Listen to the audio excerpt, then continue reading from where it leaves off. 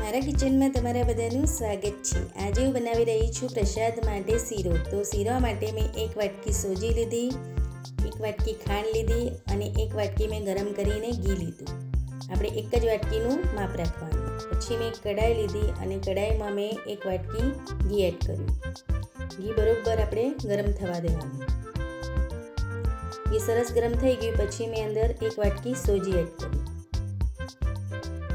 સોજી અને ઘીને આપણે મિક્સ કરી અને એને ધીમા ધીમા તાપે થવા દેવાનું। આપણે કલર ચેન્જ નહીં કરવાનો સોજીનો અને લગભગ 3-4 મિનિટ સુધી આપણે એને થવા દેવાનું। પછી મેં અંદર બદામને એડ કર્યા, બદામને પણ અંદર મિક્સ કરી અને થવા દીધા। પછી અંદર મેં દ્રાક્ષ પણ એડ કરી, દ્રાક્ષને પણ અંદર થવા દીધી। પછી મેં અંદર દૂધ એડ કર્યું, લગભગ મેં 3 વાટકી દૂધ એડ કર્યું હતું અને આપણે થોડું થોડું એડ કરી અને પછી મિક્સ કરી જવાનું અને દૂધ એડ કરી જવાનું।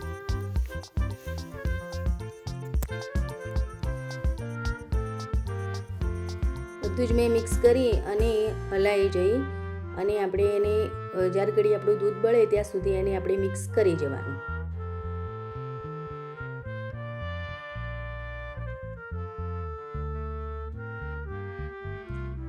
સરસ આપણું દૂધ બળી પણ ગયું અને થોડું ઘી પણ છૂટું પડી ગયું હતું। એ પછી મેં અંદર 1 વાટકી ખાંડ એડ કરી, ખાંડને પણ અંદર મિક્સ કરી અને મેં થવા દીધી।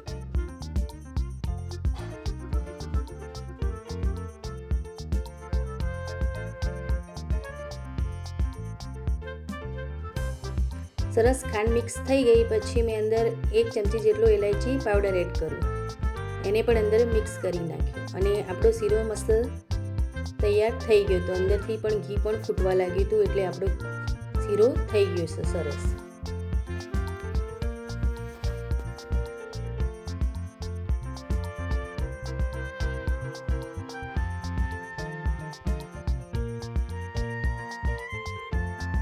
સરસ થઈ ગયો છે, અંદરથી ઘી પણ સરસ ફૂટવા લાગ્યું। પછી મેં અંદર વાટકીમાં એડ કર્યું અને અંદર મેં તુલસીના પાન એડ કર્યા। આપણે આ પ્રસાદી માટે બનાવેલી છે એટલે આપણે તુલસીના પાન એડ કરવાના।